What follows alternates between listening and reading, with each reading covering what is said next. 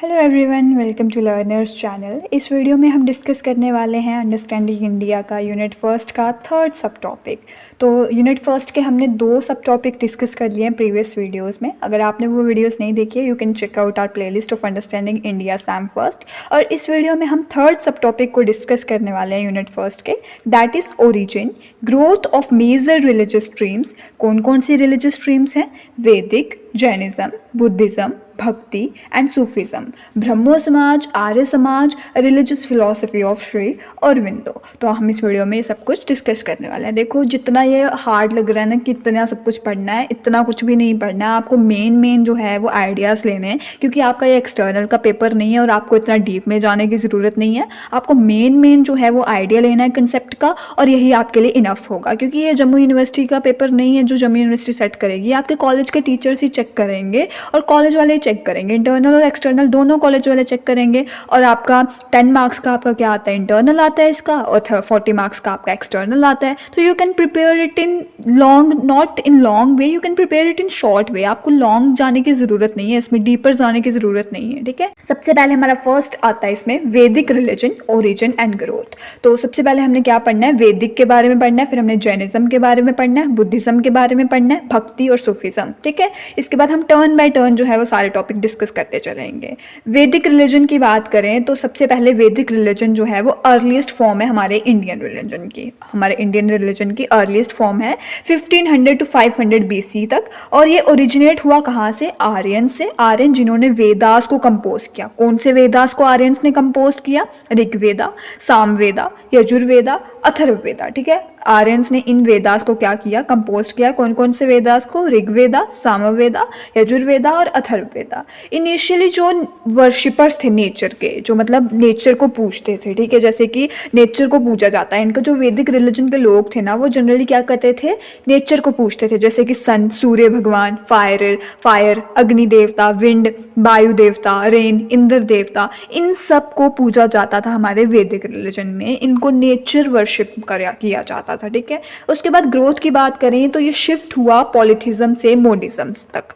Polytheism क्या होता है कि जब हम बहुत ज़्यादा गॉड्स पे बिलीव करते हैं, हम मानते हैं कि अल्लाह भी है, हम मानते हैं कि वैष्णो देवी माता भी है, तो हम हर चीज़ पे बिलीव कर रहे हैं, दैट इज़ पॉलिथिज्म। और इसमें क्या हुआ? वैदिक रिलीजन में पॉलिथिज्म से हमारा शिफ्टेशन हुआ किसमें? मोनिज्म में। मोनिज्म क्या होगी कि आप एक ही भगवान को मान रहे हो, एक सुप्रीम रियलिटी मान रहे हो कि ब्रह्मा एक ही भगवान है हमारा। ठीक है, वो क्या होगा? इसमें वैदिक रिलीजन में हमारा शिफ्ट हुआ कहाँ से? पॉलिथिज्म से मोनिज्म की तरफ। अब देखो, इसमें क्या हुआ? रिचुअल्स इंट्रोड्यूस किए गए, यज्ञ इंट्रोड्यूस किए गए, प्रीस्ट जैसे कि ब्राह्मण्स वगैरह हो गए, उनको माना गया कि ये क्या है? मेडिएटर्स है। मेडिएटर्स यानी जो भगवान और एक मनुष्य के बीच में कनेक्शन जो है, लिंक जो है, वो कौन प्रोवाइड करता है? ब्राह्मण्स प्रोवाइड करते हैं। ये हमें रास्ता दिखाएंगे भगवान तक पहुंचने का, ये माना जाता था।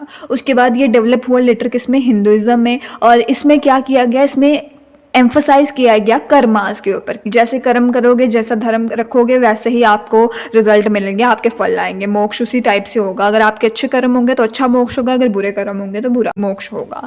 अब इसकी मॉडर्न रेलिवेंस एग्जाम्पल की बात करें तो सबसे पहले जैसे कि यज्ञ वगैरह हो गए, आज भी होते हैं ना यज्ञ वगैरह, आज भी मंत्र चेंटिंग होती है ना, ओम भूर्भुवः स्वः, आज भी करते हैं ना, दिवाली, होली फेस्टिवल आज भी बनते हैं ना। ये सब कुछ रूट्स कहाँ पे थे? हमारे वैदिक ट्रेडिशंस में। कहाँ पे थे इसके रूट्स? वैदिक ट्रेडिशंस में।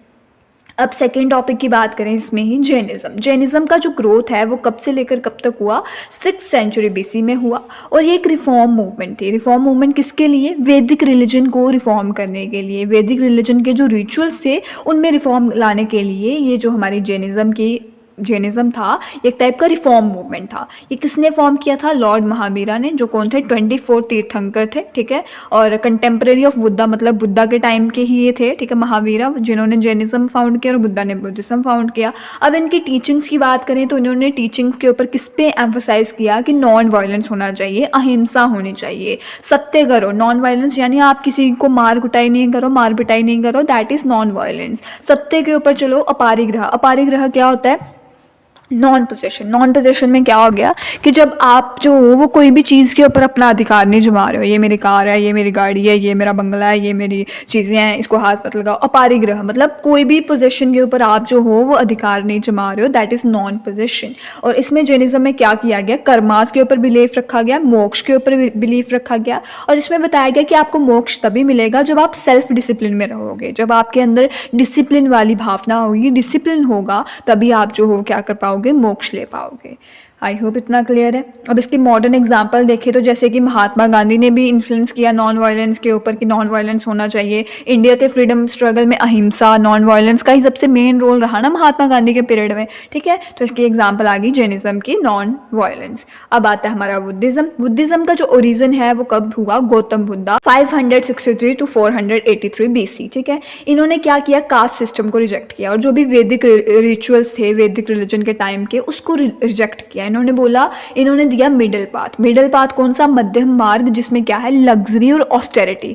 लग्जरी क्या हो गया, लग्जरियस जितनी भी चीज़ें होंगी। ऑस्टेरिटी क्या हो गया, पीस, ठीक है। इन्होंने एक मार्ग दिया जो मध्य पाथ है, जो क्या बताता है कि आपके जो पास लग्जरी है और ऑस्टेरिटी पीस है, उसके बीच वाला रास्ता चुनो। इन्होंने टीचिंग्स दी इनकी 4 नोबल ट्रूथ्स और 8 फोल्ड पाथ, ठीक है। इन्होंने बताया कि ये जो 4 नोबल ट्रूथ है और 8 फोल्ड पाथ है, ये आपको कहाँ तक लेके जाएगा, निर्वाणा तक लेके जाएगा। कहाँ तक लेके जाएगा, निर्वाणा तक लेके जाएगा, जहाँ पे आपकी जो सफरिंग है, जो आपको दुख है, जो आपको दर्द है, उन सब से आपको जो है वो राहत मिलेगी, उनसे आपको लिबरेशन मिलेगी, फ्री हो गया आप अपने दर्दों से, अपनी सफरिंग से, अपने पेन से। इन्होंने बोला कि जो 4 नोबल ट्रूथ है और 8 फोल्ड पाथ है, इससे क्या होगा, आप अपनी सफरिंग से जो है वो क्या कर सकते हैं, लिबरेशन पा सकते हैं। उसके बाद आता है हमारा spread through Ashoka patronage across Asia, Sri Lanka, China, Japan. इसमें क्या बोला गया है कि जो भी इन्होंने क्या किया, बुद्धिज्म जो था वो कैसे इन्फ्लुएंस हुआ, बुद्धिज्म जो था वो कैसे फैला, उसमें अशोका की पैट्रोनेज के थ्रू। अशोका जो रूलर थे, ठीक है, कौन से एम्पायर के, मौर्यन एम्पायर के, तो ये बहुत फेमस रूलर थे।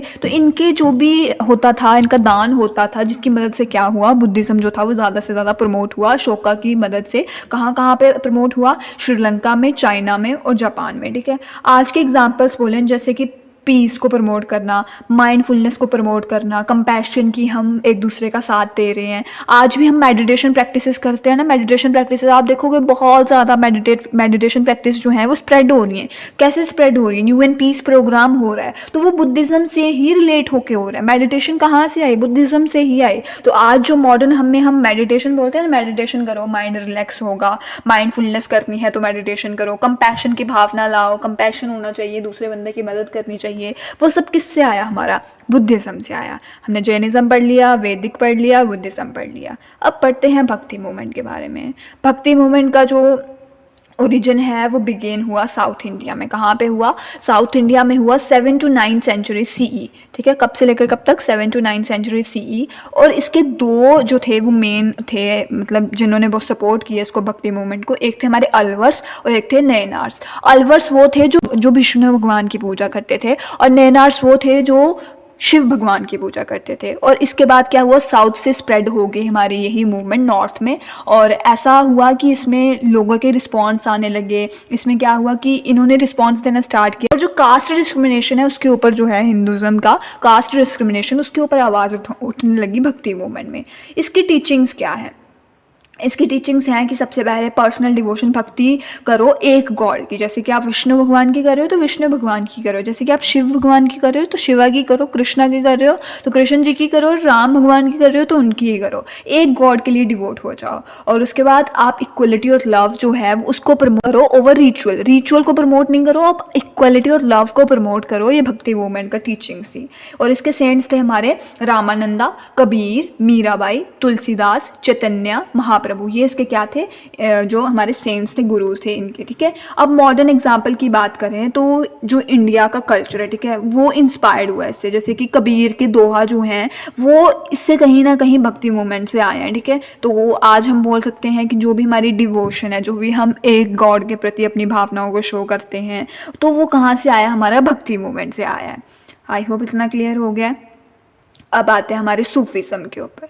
सूफीज़म क्या है, इसका नाम से ही पता चल रहा है, ये मिस्टिकल फॉर्म है हमारे इस्लाम की एक फॉर्म है जो इमर्ज हुई थी 8th सेंचुरी सीई में। कहाँ पे इमर्ज हुई थी? पर्शिया में, ठीक है। और उसके बाद क्या हुआ कि ये इंडिया में भी स्प्रेड हुई 11 to 12 सेंचुरी में। कब से लेकर कब तक? 11 से 12 सेंचुरी तक यहाँ इंडिया में भी स्प्रेड हुई। पहले पर्शिया में ओरिजिनेट हुआ ये सूफीज़म। और इंडियन जो सूफी सेंट्स थे वो कौन थे? ख्वाजा मुइनुद्दीन चिश्ती जो कि अजमेर के थे, और निजामुद्दीन औलिया जो कि दिल्ली के थे। इनकी टीचिंग्स क्या थी कि गॉड के प्रति लव होना चाहिए और यूनिवर्सल ब्रदरहुड होना चाहिए, सभी एक दूसरे के साथ भाईचारे के साथ रहें, ठीक है। और इन्होंने रिलीजियस जो ऑर्थोडॉक्सी थी ना, कि रिलीजियस ऑर्थोडॉक्सी की ये भगवान अलग है, अल्लाह अलग है या फिर राम अलग है, उसको अपोज किया, ठीक है। अब इसमें जो है इन्होंने म्यूज़िक को भी इंकरेज किया, जैसे कि कव्वाली गाते थे। कव्वाली का कुछ ही लोगों को पता रहता है, जो बुजुर्ग वगैरह होते हैं उनको पता होता है कव्वाली क्या होता है। पोइट्री हो गया, ह्यूमैनिटी के लिए सर्विस हो गया कि ह्यूमैनिटी के बेसिस पर आपने लोगों की मदद करनी है, वो किस में है? सूफीज़म के थ्रू हमें पता चला, सूफीज़म के टीचिंग्स है।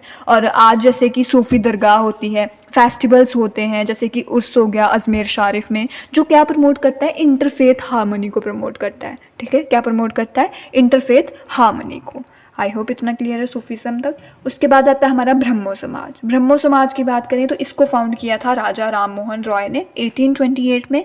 कब फाउंड किया था? ब्रिटिश इंडिया के टाइम के पीरियड में फॉर्म किया था। और इन्होंने क्या किया कि हिंदुज़म को रिफॉर्म लाने के लिए इन्होंने इसको ब्रह्मो समाज को फाउंड किया था कि जो हमारी आइडल वर्शिप होती है, आइडल वर्शिप क्या होगा कि जब हम एक मतलब डीटीज़ को पूछते हैं बाय पिक्चर्स, बाय मूर्तिज, दैट इज़ आइडल वर्शिप। तो इन्होंने क्या किया, ब्रह्मो समाज वाले लोगों ने आइडल वर्शिप को, कि आप मूर्ति पूजा नहीं करो, उसको अपोज किया, कास्ट सिस्टम को अपोज किया और सती प्रैक्टिसेस को अपोज किया। सती प्रैक्टिसेस क्या हो गई कि जब वीमेन को अपने पति के साथ, अगर उसका पति मर गया तो वीमेन को भी अग्नि के साथ जलना पड़ता था, दैट इज सती प्रैक्टिस। तो ब्रह्मो समाज के लोगों ने सती प्रैक्टिस को क्या किया?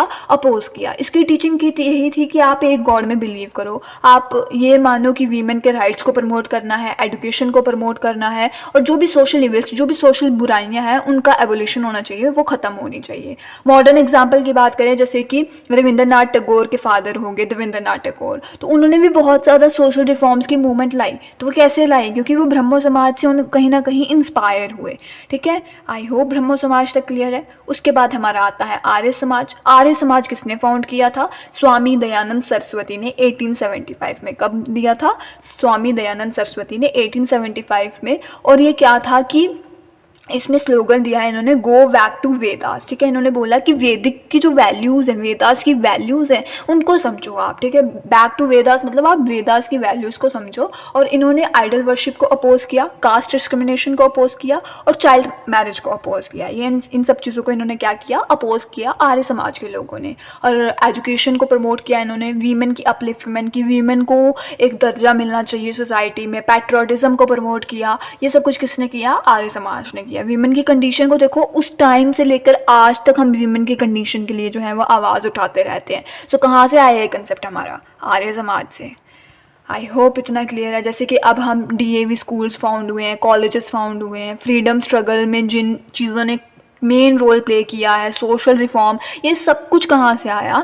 आर्य समाज से आया। और फिर इसके बाद हमारा लास्ट आता है religious philosophy of Shri Aurobindo, ठीक है। Religious philosophy of Shri Aurobindo. Shri Aurobindo का बर्थ हुआ था 1872 to 1950। और ये एक फ़िलासफ़र थे जो फिलॉसफी के वगैरह में जानते थे, योगी थे और फ्रीडम फाइटर थे। इन्होंने क्या किया? स्पिरिचुअलिटी को कंबाइन किया नेशनलिज्म के साथ। क्या किया इन्होंने? स्पिरिचुअलिटी को कंबाइन किया नेशनलिज्म के साथ, कि जो नेशनलिज्म है और स्पिरिचुअलिटी है, जो भगवान को हम पा सकते हैं, वो दोनों क्या है? उनका कॉम्बिनेशन है, ठीक है। इनकी फिलॉसफी क्या थी? इंटीग्रल योगा कि बॉडी जो है उसकी यूनिटी होगी। बॉडी की यूनिटी किसके साथ होगी? माइंड के साथ। माइंड अच्छा होगा तभी आपकी बॉडी अच्छा काम कर पाएगी ना। तो आपकी स्पिरिट, ये तीन चीज़ें हैं, बॉडी की यूनिटी, माइंड और स्पिरिट जो है वो आपको क्या दिला सकती हैं? भगवान की डिवाइन कॉन्शियसनेस दिखा सकती हैं, आपको भगवान का रास्ता दिखा सकती हैं, भगवान की तरफ लेके जा सकती हैं। और ये बताते हैं कि डिवाइन एवोल्यूशन ऑफ ह्यूमैनिटी, कि भगवान ने ही ह्यूमैनिटी को जो है वो फाउंड किया है। ह्यूमैनिटी यानी इंसानियत अपने अंदर रखो। और इसमें मॉडर्न एग्जाम्पल की बात करें तो इनकी जो फिलॉसफी है उसने मॉडर्न योगा को प्रमोट किया है, एजुकेशन को प्रमोट किया है और स्पिरिचुअल पॉलिटिक्स को प्रमोट किया है, जिससे क्या हो कि हमारी मटीरियल और स्पिरिचुअल लाइफ में क्या आ सके? पीस आ सके, हार्मनी आ सके। तो हमने ये स्मॉल टॉपिक्स जो हैं वो इस वीडियो में डिस्कस कर लिए हैं। अगर हम इसकी समरी की बात करें तो समरी में क्या आता है, सबसे पहले हमारे वैदिक आते हैं। इसके फाउंडर्स कौन थे? आर्यंस थे 1500 BC में, और इनका कोर आइडिया क्या था कि नेचर की वर्शिप करनी है, कर्मा धर्मा जो है वो मेन कंसेप्ट है। और इनकी मॉडर्न रेलिवेंस की बात करें तो हिंदू के जो रिचुअल्स हैं ना, दिवाली हो गया, होली हो गया, ये सब कुछ वैदिक टाइम से ही आता है, वैदिक रिलीजन से ही आता है। उसके बाद जैनिज्म की बात करें तो जैनिज्म में हमारे महावीरा ने फाउंड किया था। इनके कोर आइडिया क्या थे कि नॉन वायलेंस ट्रुथ होना चाहिए। नॉन वायलेंस यानी आप किसी को मारो नहीं, पिटाई नहीं करो, किसी के ऊपर हाथ नहीं उठाओ। और इनकी मॉडर्न रेलिवेंस की बात करें तो गांधी जी का जो अहिंसा का पाठ था वो भी कहाँ से आया है? इनकी जैनिज्म से ही आया है। उसके बाद आता है हमारा बुद्धिज्म की बात करें तो गौतम बुद्धा ने कोर आइडिया दिया है कि मिडिल पाथ, लग्जरी और ऑस्टेरिटी, पीस और लग्जरी के बीच में जो पाथ है वो पाथ को चुनो। और मॉडर्न एलिमेंट्स की बात करें तो आज भी हम पीस के लिए, किसके लिए काम करते हैं? हम लास्ट में बोलते हैं पूरा दिन थक हार के कि यार शांति चाहिए मुझे, यार मेरा माइंड फ्रेश चाहिए, मुझे माइंडफुलनेस चाहिए, मैं माइंडफुलनेस के साथ काम करूंगा। तो ये क्या हो गया? मॉडर्न रेलिवेंस होगी कि आज भी हम कहीं ना कहीं बुद्धास की फिलॉसफी को मानते हैं। और उसके बाद भक्ति मूवमेंट की बात करें, भक्ति स्ट्रीम की बात करें तो इसके फाउंडर्स थे अल्वर्स और नयनार्स। अल्वर्स तो जो थे वो विष्णु भगवान के भक्त थे, और नयनार्स जो थे वो किसके भक्त थे? शिव भगवान के। और इनके कोर आइडिया यही थे कि डिवोशन रखो तो एक भगवान के लिए रखो और इक्वालिटी होनी चाहिए। और मॉडर्न रिलेवेंस की बात करें तो आप कल्चरल यूनिटी की बात कर लो। आज हम सारे कल्चरल यूनिटी को शो करते हैं, तो वह कहाँ से कंसेप्ट आया? हमारा भक्ति से। उसके बाद आता है हमारा सूफीज़म। ठीक है, सूफीज़म में फाउंडर हैं इसके हमारे इस्लामिक मिस्टिक्स, और इनका कोर आइडिया यही था कि लव होना चाहिए, प्यार होना चाहिए। और मॉडर्न रेलिवेंस की बात करें तो इंटरफेथ हार्मोनी की, जो भी हम सोचते हैं ना फेथ के बारे में कि हिंदू अलग हैं, मुस्लिम अलग हैं, हमें सबकी फेथ के प्रति पीस रखनी चाहिए, सबकी फेथ के प्रति हार्मनी रखनी चाहिए। जो हिंदूज़ हैं वो अगर भगवान जी पे बिलीव करते हैं तो उनकी फेथ की रिस्पेक्ट करो, उनकी फेथ की हार्मनी रखो। और अगर कोई मुस्लिम है तो अल्लाह पे बिलीव कर रहा है तो उसकी हार्मनी रखो ना। उसके बाद आता है हमारा ब्रह्मो समाज। ये किसने फाउंड किया था? राजा राम मोहन रॉय ने। और इसका कोर आइडिज्म क्या था कि मोनोथिज्म, कि एक भगवान के ऊपर बिलीव करो। और इसकी मॉडर्न एलिमेंट सोशल रिफॉर्म वगैरह हो गया, एजुकेशन के ऊपर कंसेप्ट हो गया, एजुकेशन के ऊपर चेंजेस आ गए, वो ब्रह्मो समाज से इंस्पायर हुए हैं। उसके बाद आता है हमारा आर्य समाज, जो किसने फाउंड किया था? दयानंद सरस्वती ने। उनका कोर आइडिया क्या था कि वेदास को जाओ, गो बैक टू वेदास। और इनकी मॉडर्न रेलिवेंस की बात करें, आज बहुत ज़्यादा इंस्टीट्यूशंस फॉर्म हो रहे हैं, रिफॉर्म आ रहे हैं, तो किसकी वजह से? आर्य समाज से इन्फ्लुएंस होकर। और लास्ट वन है हमारा श्री अरविंदो, जिसके फाउंडर 20th सेंचुरी में जिसको फाउंड किया गया था। और इसका कोर आइडिया यही था कि इंटीग्रल योगा होना चाहिए और स्पिरिचुअल मॉडर्निज्म, कि भगवान के साथ कनेक्ट होकर आप मॉडर्निज्म ला सकते हो। ठीक है, आई होप आपको ये कंसेप्ट पूरा क्लियर हो गया होगा। देखो टॉपिक बड़ा लंबा था बट हमने इसको शॉर्ट टाइम में कवर कर दिया। कैसे कर दिया? क्योंकि हमने मेन चीज़ें पढ़ी, और आपको ज़्यादा पढ़ने की ज़रूरत नहीं है अंडरस्टैंडिंग इंडिया में। बिलीव मी, आप 10 मार्क्स का इंटरनल पढ़ के जाओ, जो भी टॉपिक्स आपको टीचर ने बताया, और 40 मार्क्स का एक्सटर्नल थोड़े पॉइंट्स करके जाओ, you will score good marks. I hope this video was helpful for all first time students. If you like this video, please subscribe and share our channel, and you will find whole playlist of Understanding India SAM First on this channel. Thank you.